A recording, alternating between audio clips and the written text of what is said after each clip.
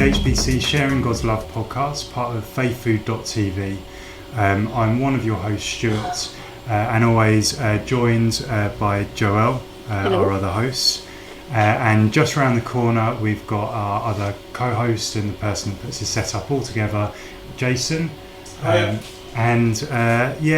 actually having a really good discussion. You'll notice we've got Jenny with us here today. Good evening. We're having a really good discussion and we're having a good laugh and talking around actually where we're sat today. And we thought we'd better stop talking because we're actually letting everything out now. So we better put the cameras on record and hear a little bit more, Jenny, about your story, a bit about who you are, and it'll be great to hear about your journey to faith as well. If that's okay. So, because we mentioned we're in this book club, but you've got a special connection to this place. Is that right? I have got a very special connection. Yes, it looks a lot different when this building, all of Headingham Place, was built.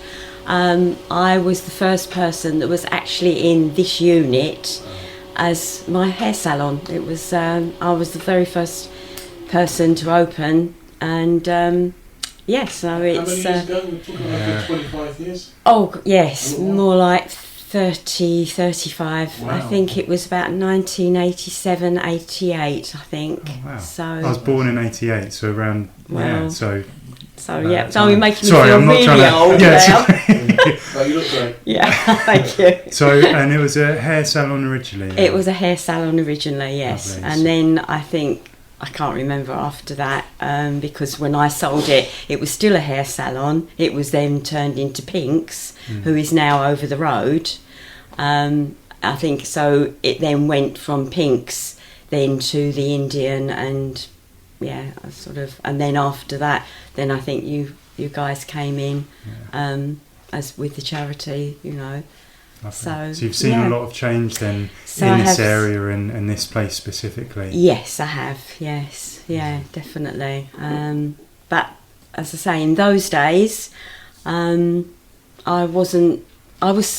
that's how I came to open my own hair salon, because I was just a situation in my life where I just didn't ever seem to be satisfied with my life. I was always searching, and I thought by having my own salon, that was the answer, because I'd been in hairdressing for many years, and I'd had the children, and they were growing up, and and it was for a few years. I seemed to be very happy, but then it seemed to all get a bit mundane again, and the business was successful then? Oh yes, it was. Yes, it was a successful business. Yeah, I had quite a few staff, and I had about 6 stylists in those days, a couple of apprentices. So okay, so you're thriving. What went wrong?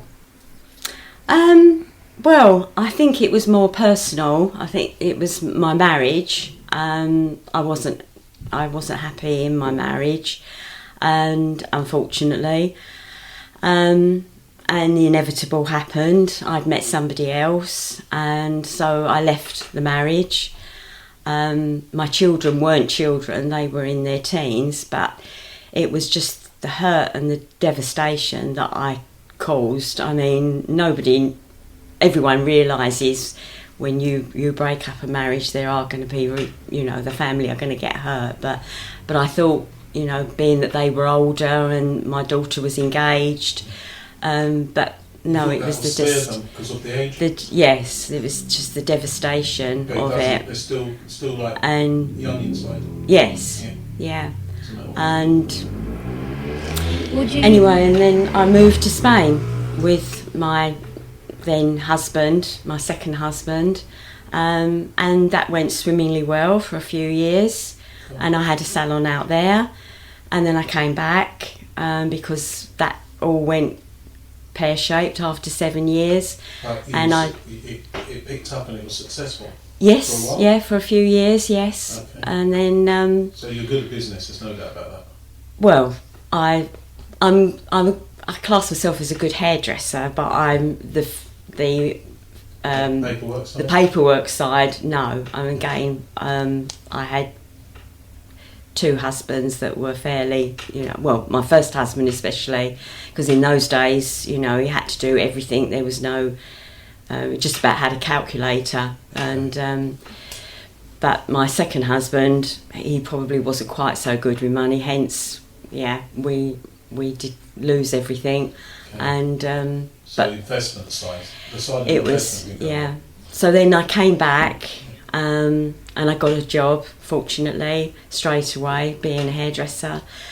And then I did meet somebody else, but that absolutely went awful. That was probably the biggest mistake I ever made in my life. And I thought, right, that's it. I'm going to be now on my own. I'm not into. I just want to be on my own, which is fine. And I was going along quite swimmingly, but then when things start to happen in your life where you've got nobody to share things with, and that's the situation that I found myself in. I've got a sister and a brother, and they both, within 2 weeks, they were both diagnosed with serious illnesses. My brother had bowel cancer. And then literally 2 weeks later, I found out my sister, she was diagnosed with Parkinson's. So how long ago was this? It's about 3 years ago. Yes, Okay. about 3 years ago. Yeah. So yes, it was, because I've now been on my own for 12 years. Gotcha. And you mentioned that when you go through periods of success in your life, you find that you get wary and you maybe look for a change. Yes, it just never, nothing ever really seemed to satisfy. I never got to a point where I thought I'd moved a few times, and as I say, living in Spain, which was great for a few years, but then as soon as things started to go, it was like, so I just. So when things were going well, you kind of like. Would you say you had a bit of a self-destructive mode? Possibly, yes. Yeah. Is it the routine when things going well and you get stuck in a routine and it's like it's a bit boring. Life can be a bit like is that it? Yes. Is that it there is to life? But now I'm on my own and I've been in this 1-bedroom flat for 12 years, and I know I've got happier over the last year, because I found my faith, but yes, I think because of all what I'd gone through before, and I'm thinking, well, you're now on your own. You've got, you just make the best of what you've got, and it was a case of. In terms of the routine of life, or is that it? Have you never thought of looking at God, or it didn't cross your mind back then? It did just before I had the salon. Before I had this salon, I did, because I was an absolutely mad fan of Cliff Richard, and when he became a born again Christian, and I'd bought his book, I must admit, the thought did then go around in my head, and thought, well. Because he would talk about, this wonderful peace that he had, and just having this person in his life just made him feel. And I'm thinking, well, he's got everything. He's successful, talent. He was a pop star. Some people might say you had everything. Oh yes, that's what I'm saying. Yes, it's similar lives. It is. So you just. Proportions. And it has now made me realise that, what material things and money, yes, they help greatly, but it's not the be-all and end-all. I've now know that your wealth, your health is your wealth. Because if you haven't got good health, then... What's the point? There's nothing, is there? Not all the money in the world is going to save you, but there is one person that can save you, and this is what I've. Even wealth didn't make you happy, because you obviously you had the Cliff Richard things, then you went into business. Yeah. So I'm guessing you kind of forgot about that bit. You were busy establishing your business. Yes, and I don't think I've sort of thought about him.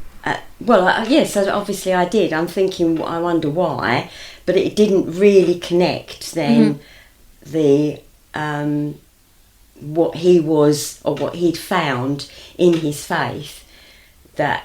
But it could be because the excitement of starting a new business and the adventure. But then I'm wondering, when you did your business, you were successful? Mm-hmm. I'm guessing you mentioned earlier going on holidays, everything. Yes. But that didn't make you... No, I mean, it was, lovely at the time, but it still, just didn't really completely fulfill my life. I now know, Stuart, your story similar, I'm assuming. Is it similar? Because you mentioned having a hole in your heart?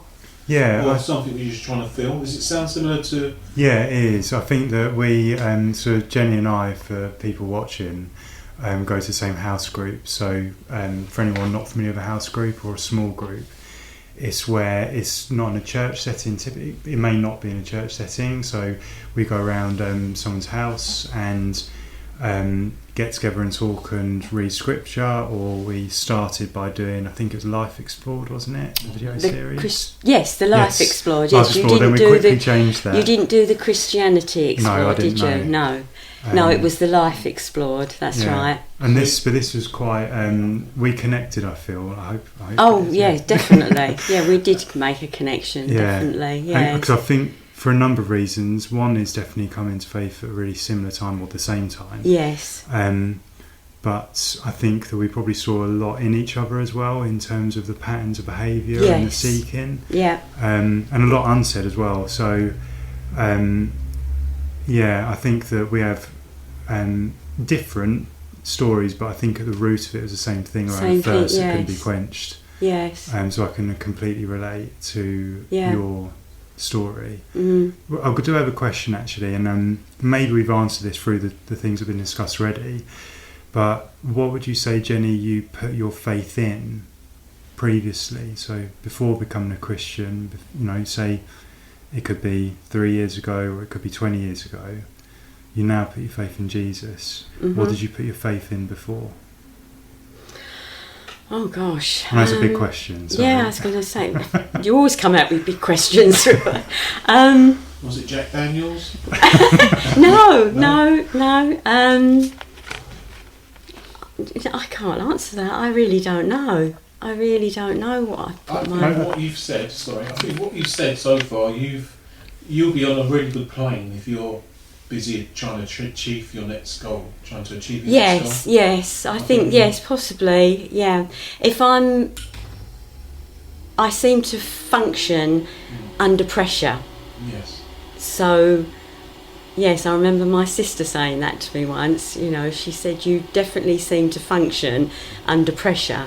When I've got, lots of things going on, you seem to, so I think that's probably what it is. When things are sort of just calm. Yeah. That sounds a bit like me, actually. Yeah. It sounds a bit like me. I like to be busy. Yeah. And my missus, Joel, there, she's noticed I get a bit like I've not done anything, or a bit wary, or a bit depressed maybe. Always looking for something to achieve. That's right. That's why I think because it was always me that wanted to move.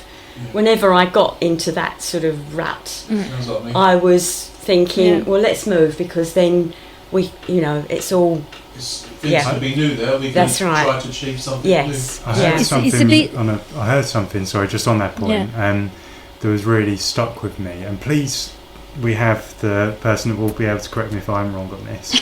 But it was a really interesting podcast I was listening to. But it was talking around. It wasn't ours, no, it was a different one.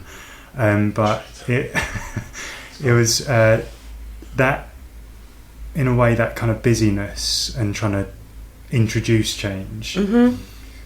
And the person on this podcast was talking around rushing. And he said, there's no example, or there's nothing in Scripture, I hope, that says Jesus ran. True. And when he said that, I was like, oh, that's really interesting. He you know, there. I mean, he walked everywhere. He was walking at his pace, and it just really stuck with me. And I think that, not to put words in your mouth, but I think that some of the experience that we have maybe in common is some of that is running from something, or thinking we're running towards the right thing, and putting faith in ourselves and faith in introducing change and faith in an answer that isn't God. It's interesting what you're saying, because as you're saying that, I'm thinking scripture, and the first thing I think of in the Bible, it would say to you, be still and know I'm God. Be still, I will fight for you. You be still. It never tells you to rush. It never you to be quick. The only time it tells you to be quick is in James, where he said, be swift to hear, slow to answer, and slow to wrath. The only time you have to be quick is to hear. You know, you need to hear. And you need to be still to do it. And you're completely right. It's exactly what I was thinking. We need to sit down and listen to that. It's almost like that to me. That's saying, hurry up and slow down. That's what it's saying. So I feel like, sorry, there's a bit of a tangent. No, it was very good. Plus, also, when we look at the Martha, who was busy in the story, cooking for Jesus and doing things, and she was rushing. She was like hectic, and Mary was sitting down listening to Jesus, and Jesus was like, "No, Mary, choose the right thing." Yeah, we have like, if you've got, I'm sorry, but if you've got a loved one you're seeing you don't see very often, nothing else is more important than that. So you're not going to rush, do you know what I mean? Or try not to rush when they're there. You can enjoy every moment. But the reality is we've got Jesus and God there all the time. So I think sometimes, because I was rushing down there, and I rushed on Tuesday, which you definitely saw, because of the way I came in. Yeah. So when we're in that state, we're not. It's very interesting, because I had at work I had a phone call, and the lady was saying, we got so many scams. She was wary, and I've said, I was just telling her that, like, well, actually, if there's a scammer, it will make you rush to make a rational decision, because when you rush, you don't think of what you're doing, you make mistake, you make a rational decision, it all goes wrong.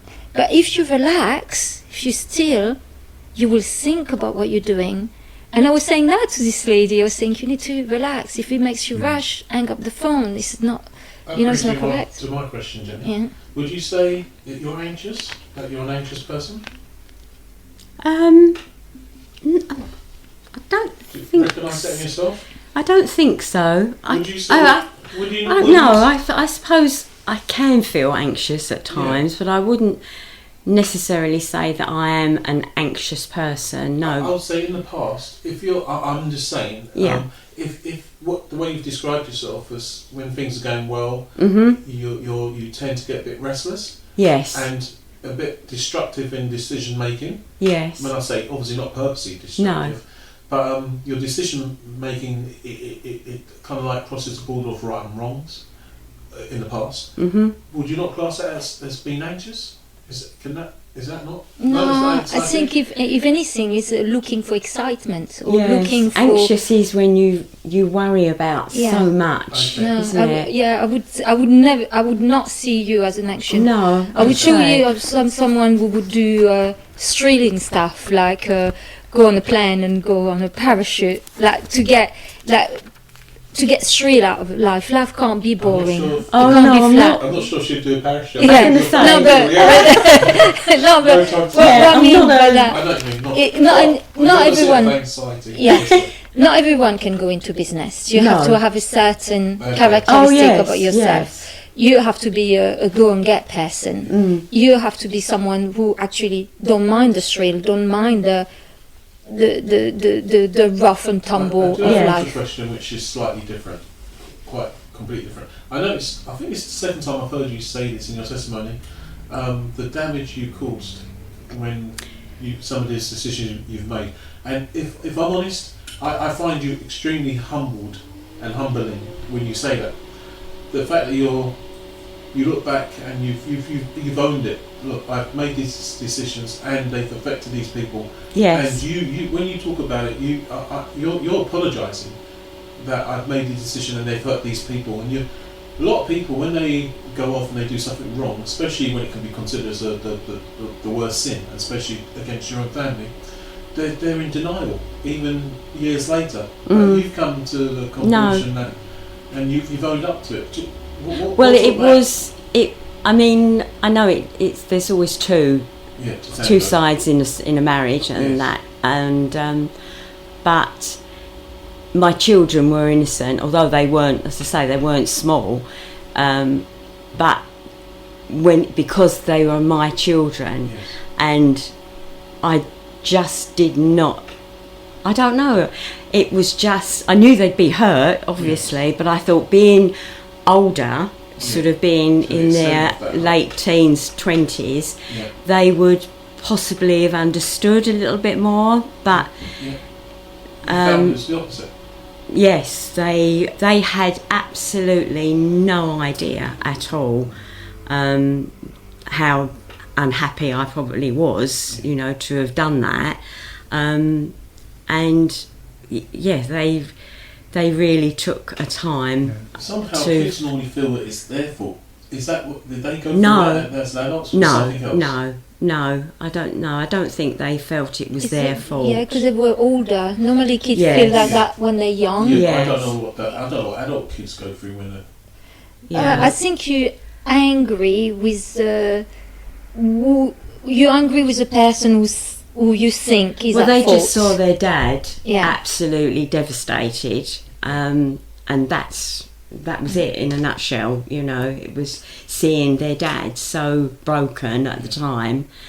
Although I say now, him and I are like really good friends, and it's lovely. I mean, we're going out as a family on Saturday, and we always ring each other up and say whose car we're going in. We always go in one car. He'll come pick me up, or nice. And we've got a really good. And lots of people have said, "Oh, you and Terry get on so well now." Have you ever thought?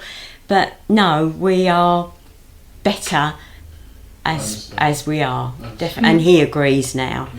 I say to him, I probably did you the best favour in the world, really, because he's on his own, and as I say, he does what he wants, and he seems very happy. So, and now my son and daughter see how, and I think they'd be mortified if they thought we were going to get back together again, because they see how happy we both are in our own lives now, but there's no animosity, there's no awkwardness when we come together. It's that's fine. What children want. They want their parents to get on. Yes. So whether together or not together, they just want, and you're getting on because, like you said, you're going, and that's what children want. Yes. Before I forget, I want to say thanks for being so open about your relationship. It's that's I did. Good help. I think I did. Others. Warn them that I was going to. Obviously, I did say I was going to do this, and they're probably thinking, "Oh my God, what's she going to say?" Well, we're saying thanks on that. And to them as well. No, I think Jenny, this is a really good point for us to look forward then, and I think that one of the things we really wanted to bring from today's episode was the topic of faith. So maybe just to introduce us into that, and we do have bits of scripture if they come up, we can kind of walk through those as well. But a question I'd really like you to answer, if it's okay, is you now have faith. Yes. And it would just be great just for you to briefly explain, because you've gone into real detail around how things were previously, but we've heard less actually around how things have changed for you. So I'd really like to know in your words, how that's looked, and what that's felt like as well. And because you've put your faith in someone now, whereas previously you didn't have that. Yeah, that's right. So it'd be good to hear about that. Well, as I say, it all really started sort of 3 years ago, when my sister and brother were both diagnosed with these illnesses, and of course I was really upset, and I didn't have anybody to turn to. I felt totally alone then, and I obviously, because all my family, they've got their own lives, and I thought, well, they don't want to be burdened with you know, what I'm thinking, because they'll worry about me and blah blah. But last year in particular, yes, it was last July, we went on a family holiday, went to Cornwall for a week, and I was just so, I just couldn't relax. I really was sort of wound up like a spring. I'd also found out that my daughter-in-law, bless her, had started sort of suffering with an illness called fibromyalgia. Don't know if you've heard of it, which is a nervous thing, and she was in a lot of pain, and I just thought, oh my gosh, this is something else now, and I could see how much she was struggling, and again I just felt, I am a bit of one that wants to sort it and make everybody better. You know, I want to sort of make everything better. And it's just to come in, if you don't mind, in a positive, in a nice way, from good intention, probably control it as well, and try and control the. Yes, I know I can be. I've been told that I can be a bit controlling. I think but many of us, I can relate to that as well. But it's from a good place. But you want to control it. But you just want to, and I just felt that I had nothing to offer. You know, I just was. It was just a horrible feeling at that time, and because all the family noticed, they just said, "Mum, you're so uptight. Relax," you know. And as I say, I just couldn't. And then I came back from that holiday, and I just thought, And then I knew Evelyn. Because I used to do her hair, although I didn't know she was a Christian at the time, but I often see her now because she lives near me, and we've both got dogs. And I think I just met her one day, and we got talking, and obviously, and she was talking about her faith and how she was saying that it's such a comfort and everything. And I just thought, well, I just want to look for something again, like I'll try anything, so to speak. And I always did believe, I never was an atheist, I always believed in Jesus and everything, but I'd never looked any further than obviously Christmas, birth of Jesus, Easter, Good Friday, crucifixion, Easter Sunday, resurrection, you know, and that was about it. I'd never ever picked up a Bible or anything. But as I say, listening to Evelyn, she just, I just thought, I don't know. And there was a few of my ladies that I knew that went to the HBC church, and they were all lovely and just so relaxed, and so I thought to myself, well, and then my mind went back to obviously when I read about Cliff Richard, and I thought, well, he sort of absolutely kept saying about how it transformed his life, and so I thought, well, I'll go, and because I said to Evelyn, I think I'd like to come to your church just to see, and because I knew what a lovely, friendly, warm place it was as well, because again, these customers of mine, and because she said, well, they're doing a Christianity Explored course, and I went, oh. So she said, why don't you wait and do that first and then see? So I said, oh, okay, all right, yeah, that's a good idea. And because she told me it was on the 17th of October, and because she said, I'll be there, and so I came on that Tuesday night, and got introduced to Linda and Beryl, and I say Evelyn was there, Sue and Richard, and they all just seemed so lovely. I just thought, oh, so immediately I felt relaxed, and and then when I started watching it, and it was on a YouTube, and it was Christianity, and it's by Rico Tice, and I absolutely, from the moment that first episode, I was hooked, because I thought he just explained the gospel, and when he said how when he was young he said, I went to church and found it boring, you know, dingy buildings. He said I'd be counting the bricks up the wall and listening to somebody just preaching away and not understanding what they were saying. And he just said, and then I think it was his brother, said to him, why don't you try reading Mark's Gospel?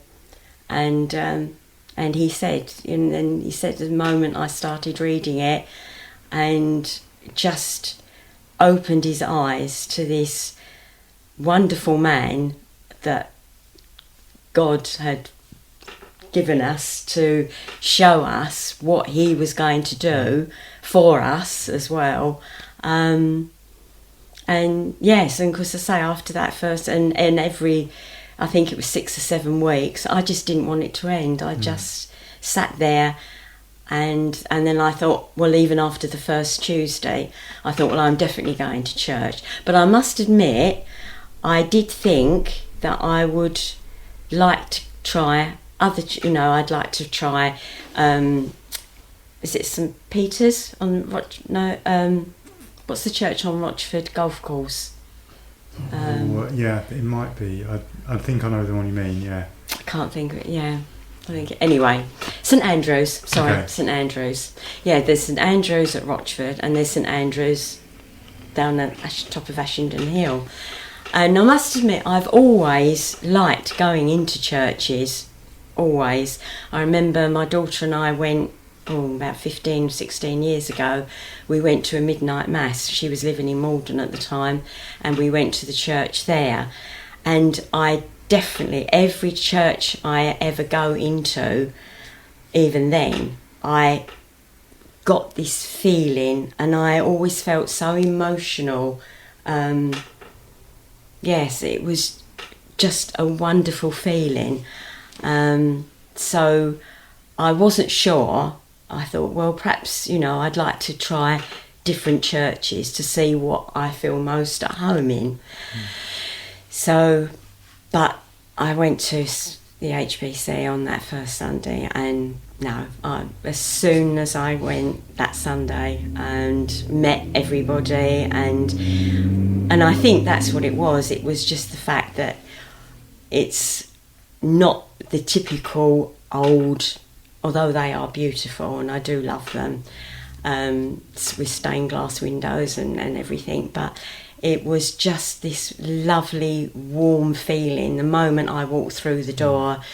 Everybody made me feel so welcome, and when Richard did the sermon that day, I just felt myself welling up, and I'm thinking to myself, why am I crying? I just filled me with so much emotion, and I've just felt the love from this place. It was just uncanny. I just never ever experienced anything like it. So, and I just thought, no, I don't need to go to any other churches. Wow. That was it. I was hooked. And but then obviously during the Christianity Explored, the baptism came up, and of course I said, oh, I've definitely been christened, so with water. Was that as a baby? As a baby, I was 6 weeks old.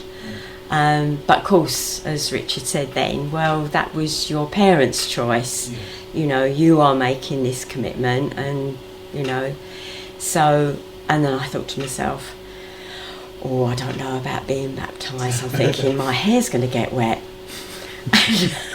I thought, because knowing that I was going to be completely submerged in this water, I thought, And no. you're a hairdresser. And You're excused. I know, and I just, and that was the first thing I thought of. I thought, oh no, I can't be baptised because my hair's going to get soaking wet, and in front of everybody.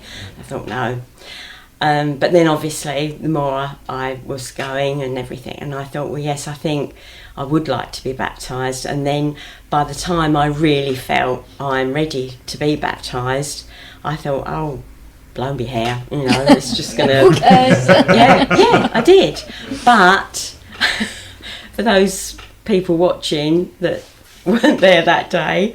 The strangest thing again, and the more I think about it, the more I think, I know I joked about it at the time, but I'm thinking, well, perhaps the Lord thought because my hair is such an important thing to me, he decided that I wasn't going to get my hair completely wet. Because when I went into the water, and I should have had you, Jason. Perhaps, sorry, Alan, but poor Alan wasn't there when we did the rehearsal. So you did it, didn't you, when we did the rehearsal the week before? And it went perfectly, didn't it? Without water, obviously. But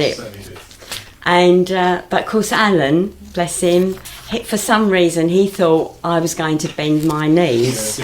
And it was yes. And I don't know what happened, but obviously I didn't get completely submerged. In fact, my brother said I was cheated because he said you were only not baptised. He said you wasn't baptised, you were only bapped. There's a name for it now. What's his name, brother? Martin. Yeah, good one, Martin. Yeah, Martin. Yeah. So anyway, of course I went back. But because it was just literally the back of my hair that got soaking wet. Yeah. So the front and my face was still in. How funny is it that happened though? Yeah. Well, it's quite easy. And I must admit, I did feel at that split second, I thought, I've not been baptised. And I said to Richard, I'll do it, I'll go back in again. And he thought about it. Yeah.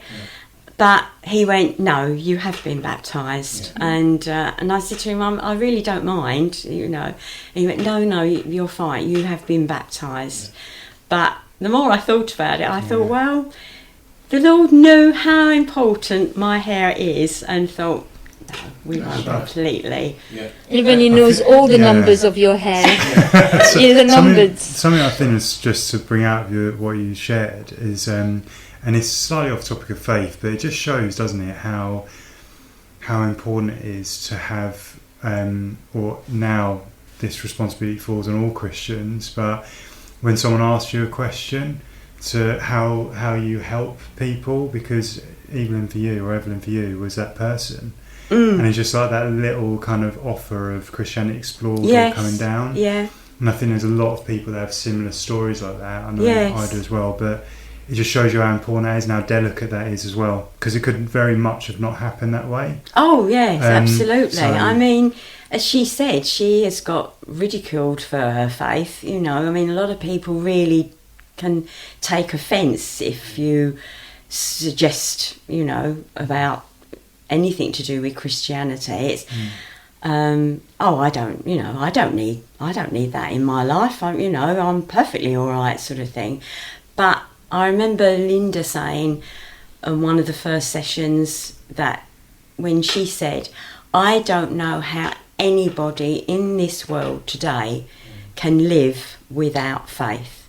The way the world is, I don't know how anyone, and I really understand now what she means, because I think when you do have that faith, it just makes you feel such at ease with everything, and you just think, well, it will all be taken care of. It'll all, it's yes. It's quite interesting. When I research the word faith has a range of meaning, but one because I don't want to speak about 11.1, Hebrew 11.1, because we talked about it on the previous podcast. So I thought let's do a bit of dictionary research. And it says it's a belief, a trust, a confidence. It's a trust you have in God. And the thing for me in life, I agree with Linda. I'm thinking, with all what I've been through in life, I know my faith, my trust in God, the assurance that I know that God is real, that He keeps His promises, that helped me to go through the storm of life. But furthermore, for someone who don't believe in God, I want to say, well, one thing we all have in common, regardless how old we are, we're all going to die. Yeah. And one day we will die we will go before God, and God's going to judge us by the 10 Commandments.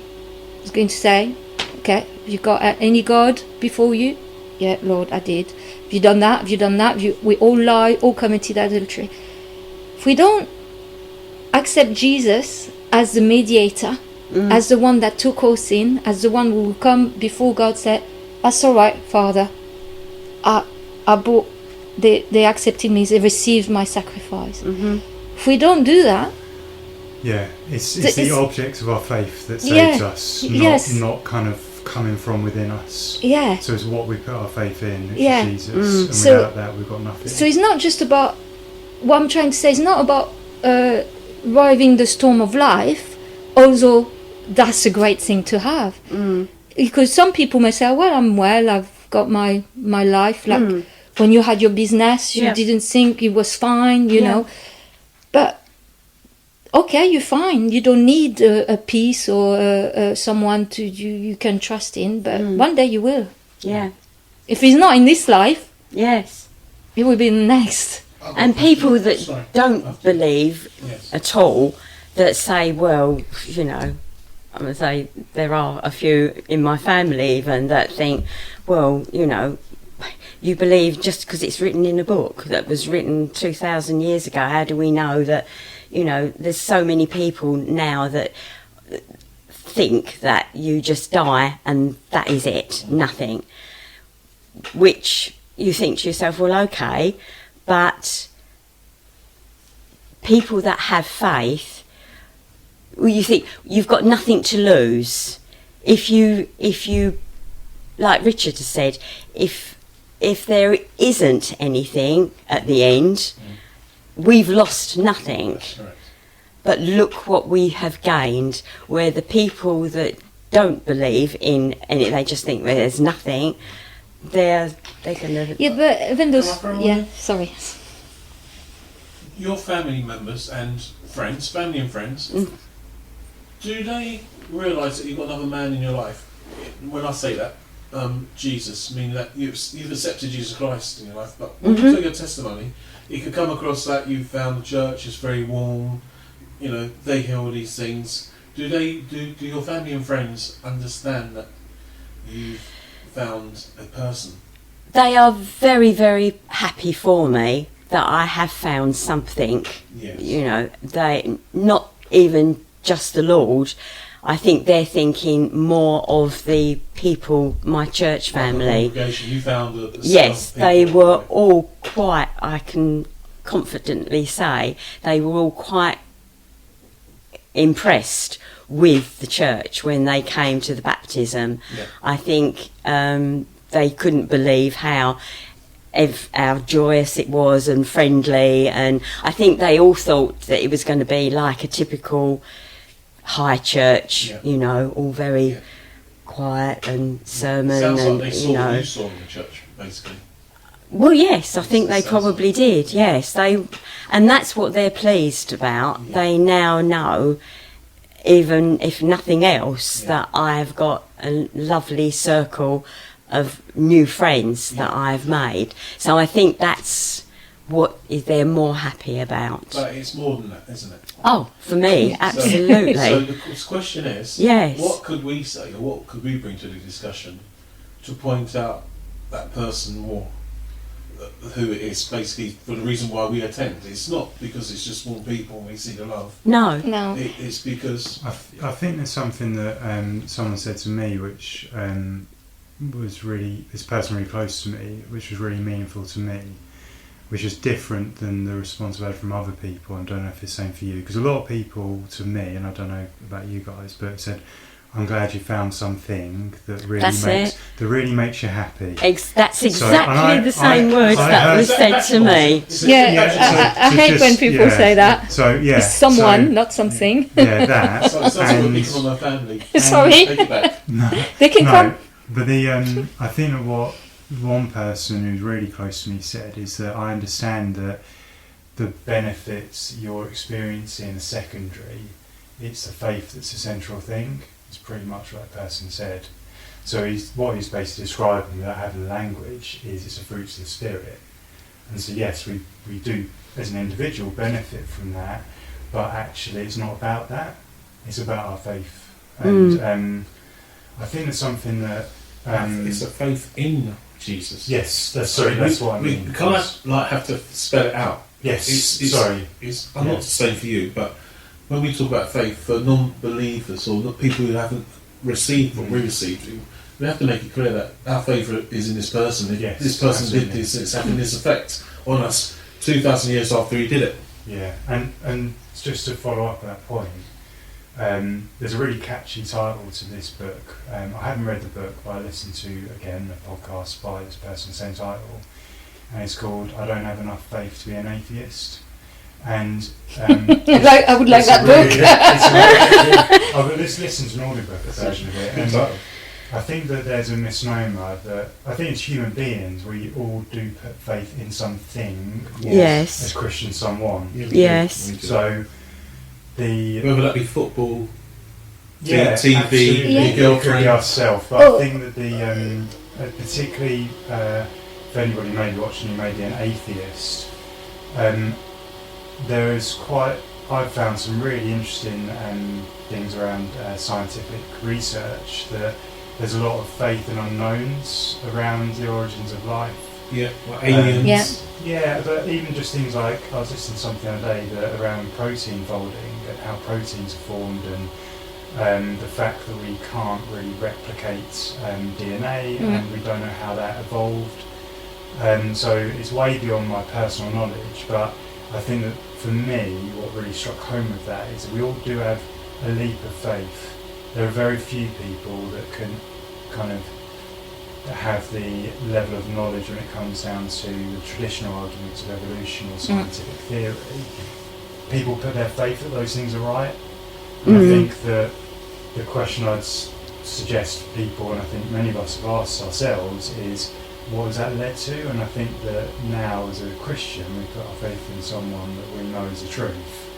And not only do we just put our faith in that, but we see the difference in ourselves, but we have new eyes and we're new creations for it. Yeah. I want to add something to that, because you know my friend at work, you meet Connor. Yes, yeah. Hello, Connor. I always tell him, because he believes in evolution, I'll say, I said, gosh, you have more faith than me. That's what I said to him. Because not only evolutionists, they believe that everything came out of nothing, which I'm like, wow. That you need faith that you need so much faith for that. Clearly. Plus, they believe the Earth was destroyed by asteroid, and then life happened again. So it not only happens once, because obviously life happens, then dinosaurs was destroyed by a meteorite, everything was destroyed, and he had to recreate itself. So there was two evolutions in one setting. So and I think they don't think about that, because I remember when I said that to him, he looked at me funny, but I'm thinking, yeah, you believe the world was created, dinosaurs was created out of fishes. Dinosaurs. Yeah. Then it was wiped out by this meteorite, and then evolution must have happened again. And this is the thing, so I think that ultimately as human beings we don't really have the answer. We can answer some things, but there's a lot of faith that a lot of us demonstrate in our life that I think many people who maybe aren't Christian wouldn't really identify as faith, but it is. Yeah, that's interesting, because we're religious, or we can be considered as being religious because we go to a particular place on a weekly basis to focus on an individual, which is Jesus. And if you say to someone that when you go to your football club, and you know, like you told us in the Searching podcast, I'm not sure what episode that was, they know all the players, they know all the details, and if something happened to their football team, they'll be devastated, or if they don't win the cup, and they meet up and they cheer and they sing actually biblical and melodic songs from churches as they worship their football teams. Yeah. That wouldn't be classed as religion or faith because of it's fashionable. Yeah. Whereas what I'm doing is not fashionable because people don't like the sound of Jesus, because Jesus requires you to repent from your sins. Exactly. Plus faith. Everyone uses faith. The biggest example I heard is when you go to bed at night, you have faith you're going to wake up. You have faith that your alarm clock would wake you up. When you go into your car, you have faith that is going to turn up. There's a lot of things we take for granted. Can I just throw something in that? Concessional speaking, that bit we said when you go to bed, you have faith that you're going to wake up. Yeah, some people die in sleep. The person. It's not helping me with the point. I'm going to make a point for them, so some people die in their sleep. Anyway, yeah, but that's not the point. I interrupted you for a reason. My point was simply that everyone has faith. No one can say, even your family. No, that's true. Yes. They can't say they don't have faith or they don't believe in anything. That's absolutely untrue. Yes. Everyone believes in something. Yes. Everyone has faith. To the simple facts of going to bed, waking up, or walking down the road, you have faith that you're not going to fall down. I mean, these things we don't think about, but because certain things we take for granted. Yes. We have faith that our body is going to bring the oxygen we need without thinking about it. And we walk on a planet which is floating in mid-space. Yeah, and it's not going to fall. Yeah, it's not. Like far from the sun. I don't know. One thing I think that really stuck out from your story, and I think that just before we kind of close and wrap up, but I do want to bring out, was actually your act of faith as well in taking that step. So Evelyn explained our Christianity Explored. Mm-hmm. And I think that for me is almost like the beginning of that's maybe at the time you didn't see that as an act of faith. I don't know, you can tell me, but for me that seems like a big act of faith just to step forward, because for a lot of people that's it's only a small step, but it was also the biggest step to take. Oh yes. Yeah, and in preparation for this I really felt like I wanted to bring this in, but particularly when we're talking around people's different beliefs and non-belief as well. But we message around this, I think I messaged around this around numbers. So yeah, you did mention something on numbers. Yeah, so one of the things I've heard, and I think, I don't know if you would have been the same, but before my personal belief, I would have thought, if someone asked me the question, what would bring you to faith in God? I would say, right, well, if something really big happened in front of me and I heard the voice of God, I would then believe. Yes. I don't believe that. Yes, not now, neither do I, but at the time that's how I would have answered it. Oh yes, Yeah, that is say, what... Oh, I just want to see a shining light. I want to say, sure, this is what you need to do. And then when I see that, I believe. Yes. And I think there was something, as we were like reading, I'd be interested in everyone's take, but it was in Numbers 14, 1-9, and these are my notes, I may get a little bit wrong here, but it talked around the Israelites, the Jews, kind of going through the desert, being led by Moses, and then at the last barrier where they're about to go through to think upon the land at that point, and they saw, I can't remember the name of the tribe or the people, but they were essentially really strong and big, and they just said, we can't go over there. They just didn't have the faith to make that step. But what was really interesting, and this came from like the study Bible section, was it said, don't forget that these people had seen all kinds of miracles throughout their time in the desert. They'd seen manna, they'd seen water come out from the rock, they'd seen, the Ten Commandments. Egypt, the way they left Egypt. Exactly. All of these things, all these miracles in front of them, pillars of fire, yet all of those miracles couldn't bring the faith in them, if that makes sense. And that really stuck with me when I read it. I was like, actually, the faith is something that comes from us as well. We have to take that active step forward. But it's trust, remember? Yes. Faith is trust, it's actually having confidence in God. So basically, after all what God did for them, they absolutely had no trust in God. It's like you, let's take it on a human level, yeah? You help me. I'm in financial trouble. You help me. You sort my bills out. Then my car broke down. You come and help me to fix my car. Then something else happened. You always there to help me. And then something else happened, and I'm like, oh, and Stuart is never there, and whatever. He's not going to help me.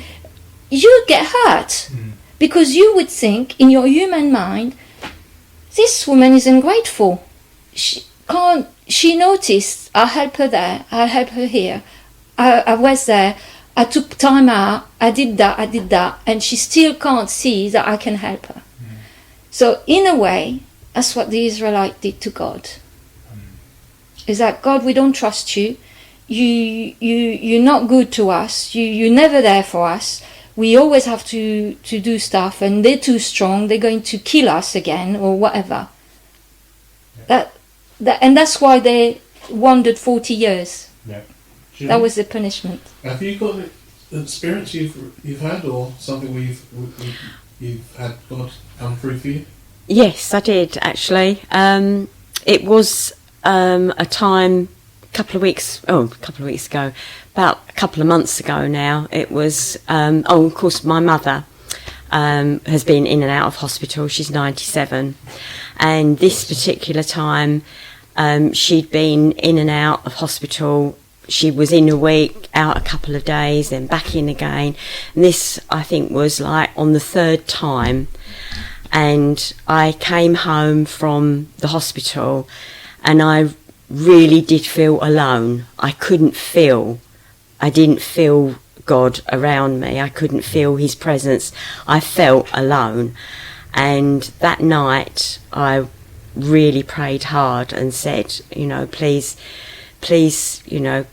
can I feel you? Please let me feel you. I really need to feel you. I'm so worried about my mother, and if it is her time, I just want her to go peacefully and blah, blah. Anyway, and that night, I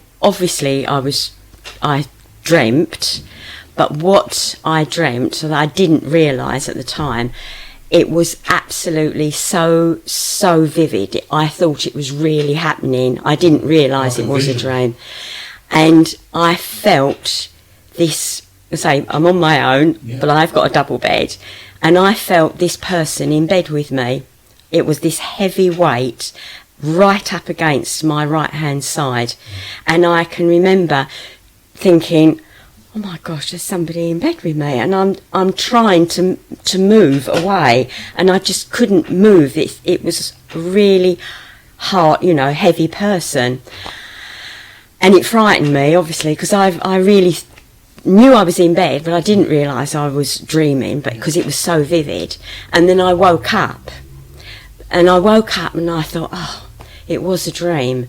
But then immediately I thought, well, it was a dream, but I'm thinking that was the Lord. That was the Lord telling me, I am right here. I'm not going anywhere. I am right next to you. So don't feel alone.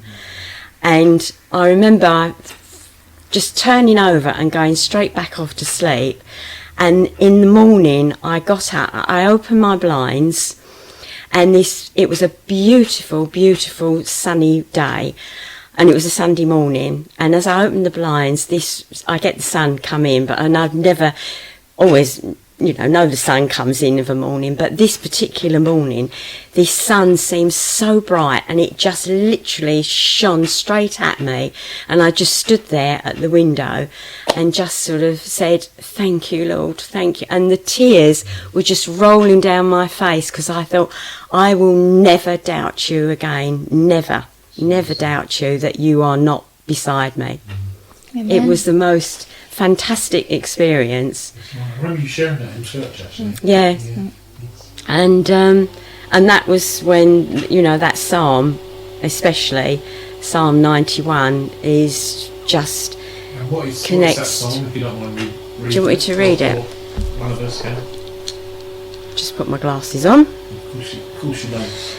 Right, it's live under the protection of God Most High and stay in the shadow of God All-Powerful. Then you will say to the Lord, you are my fortress, my place of safety. You are my God, I trust you. The Lord will keep you safe from secret traps and deadly diseases. He will spread his wings over you and keep you secure. His faithfulness is like a shield or a city wall. You won't need to worry about dangers at night or arrows during the day, and you won't fear disease that strike in the dark or sudden disaster at midday. You will not be harmed, though thousands fall around you, and with your own eyes you will see the punishment of the wicked. The Lord Most High is your fortress. Yeah. It's also wonderful that those words are written for us all, but you've taken those and you trust in those words. I think. Yes. I can see that.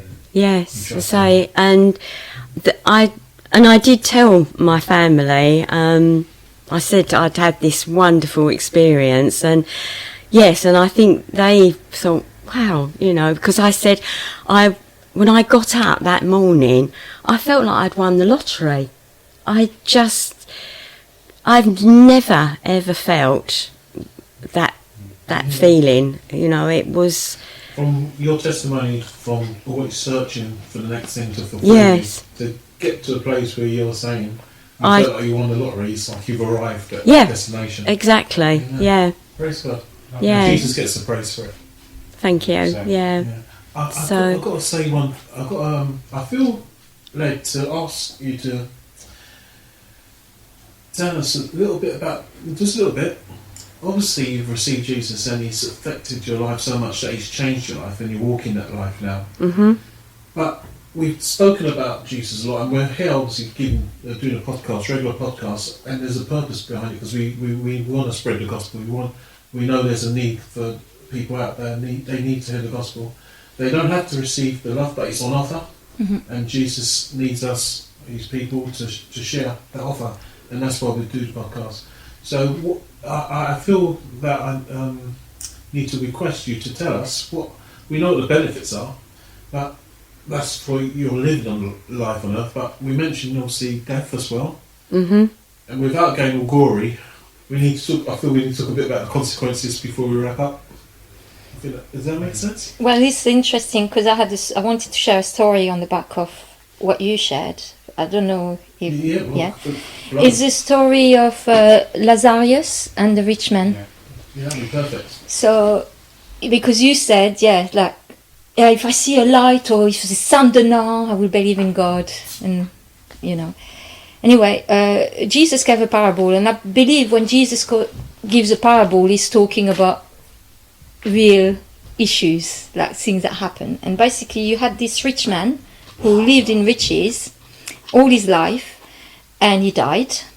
And there was Lazarus, who was a beggar, who was poor, and he had sores, apparently, and he died as well.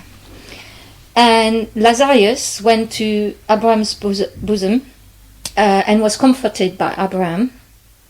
And the rich man was in hell, in torment. And there was a separation between where Lazarus was and Abraham and the rich man. And the rich man called out to Abraham, Father Abraham, can you let Lazarus put his finger so that I can get some refreshment, because he was tormented.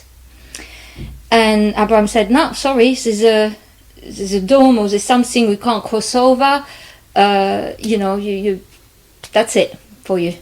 And the guy is in agony, and he says, please, Abraham, send Lazarus back from the dead to warn my family so that they don't come here, because this is awful. This is hell, And Abraham says, well, we can't. And anyway, they have the prophet.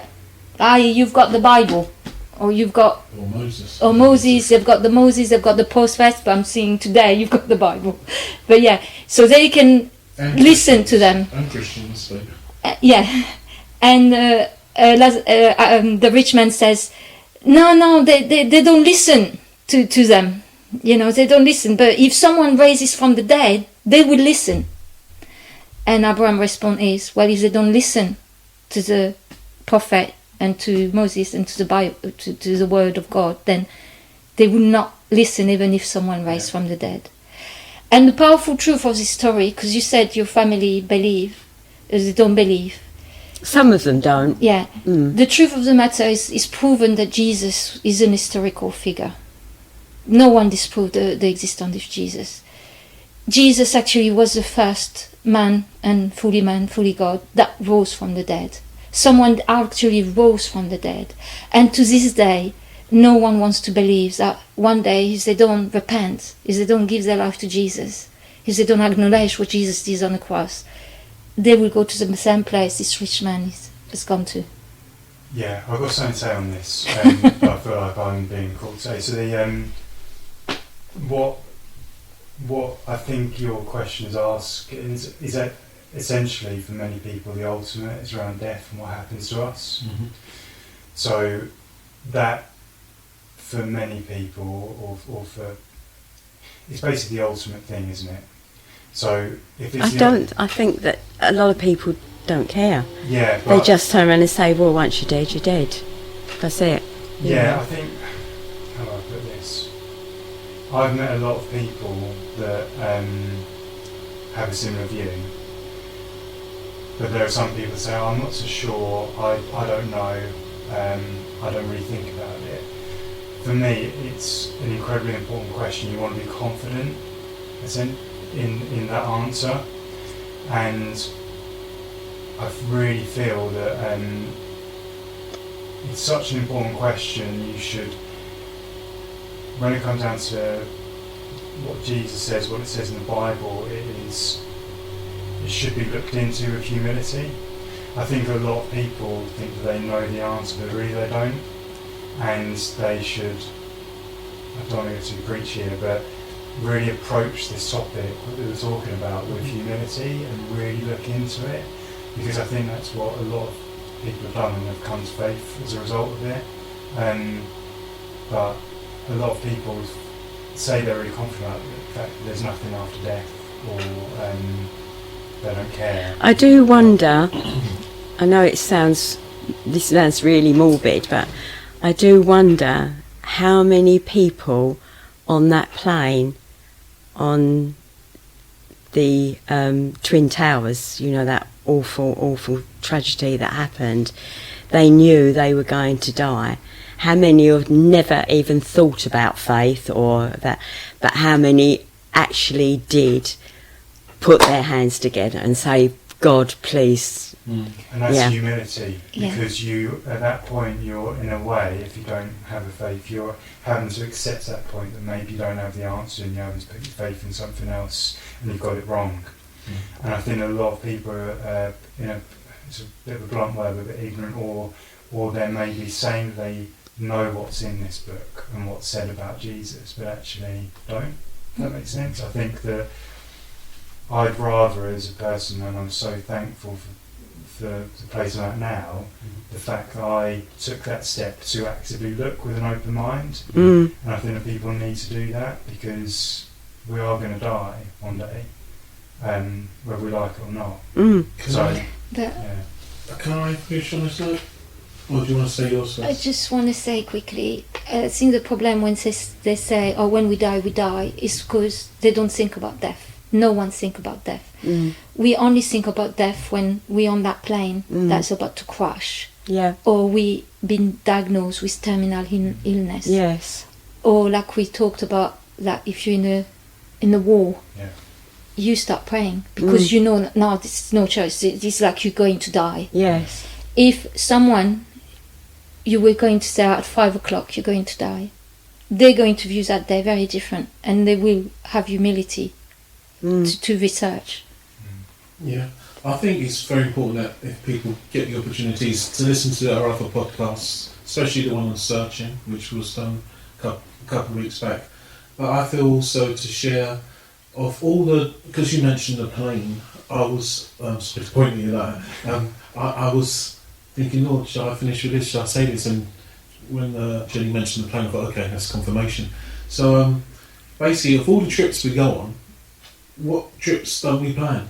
Of all of those trips which we go on, how many of them do we not plan to take a suitcase, take clothes, I mean, if you book a trip to Marbella, you're gonna know what. Yeah. Not only you're gonna know when you're going, you're gonna book the ticket. You're gonna work out what seat you're on. You even get to choose which seat you want to be on, if it's close to the window or not. Yeah. First class, second class. Yeah. How long you're staying for. All these things go into that. And even if you're planning insurance for death. For not for death, but like if you go to the hospital. Yes. You're always planning. There's everything in life you're planning. Yeah. But there's one thing when it comes to death, the journey where we're all going on, we're not actually making any plans for. So this is something which can't be overlooked. Why is it that we're not planning or looking into where we're going on this journey? Of all the journeys we go, but we're fully practicing in preparing and knowing where we're going. But this one, we don't care. Yeah, and we don't know. That could be at any point for anyone. You know, it could be at any point. It could be at any age. Yes. But I think a lot of people think that that will happen at this stage, and when the time comes, I'll get ready for it. But it's best to face the truth, really. Yeah, so because you're placing your confidence. Like, are you really confident in that? Do you know what I mean? Because it is the ultimate. It's the, It's interesting. It's like they're placing faith in themselves. That they believe that within themselves they will wake up the next day. Within themselves they will live until they're 90 or 80 or. But where does it come from, that That's faith? right. We assume, because in even my discussion, I'm thinking that we're talking about dying to an old age. But what if that's not the case? Like you said. Yeah. What if that's at any time? And the thing as well, I think, is that we know the truth, but for someone who may be listening or watching, who actually, it's not around like. It doesn't even have to be that you are going in necessarily feeling like you've got to find a predetermined outcome. I'd encourage anyone just to read the Bible or to listen to videos or listen to podcasts or listen to us.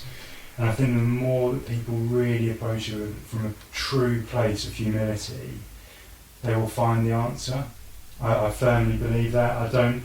I think that sometimes... I believe that because I believe God's helping. Exactly, I think there's just so much evidence and truth behind it.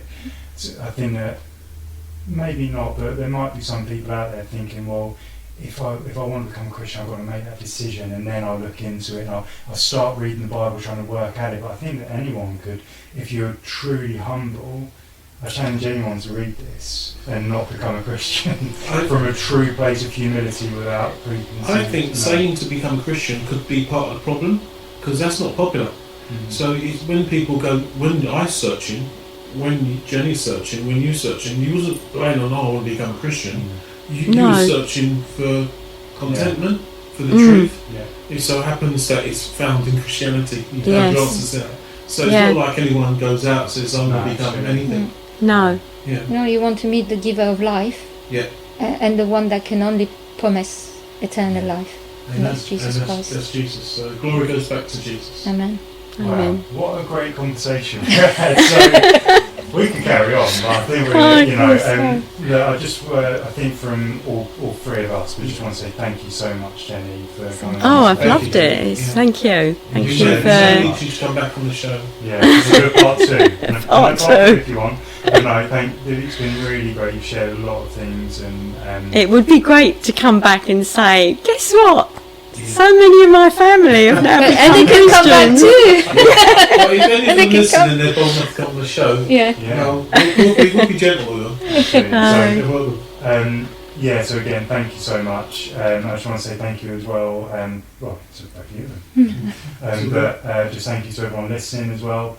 We're really enjoying these podcasts. I think we're learning a lot from them, and hopefully you are too. So don't forget that if you do want to find out more about our church, you can go onto the Hawkwell Baptist Church website. Right. You can find out more about this podcast and other church activities on there. We've also got a Facebook group as well that you can look at. And you can also visit FaithFood.Tv. There's a FaithFood.Tv app as well, I think, isn't it? That's right. We've got HBC TV, which can be downloaded on the FaithFood.Tv app. Right.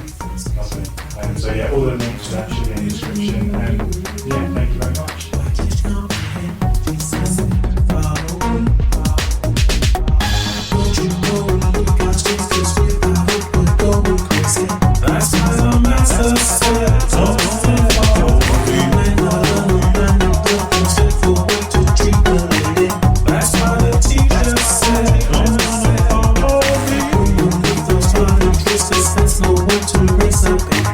Last time Messiah said, come on and follow me.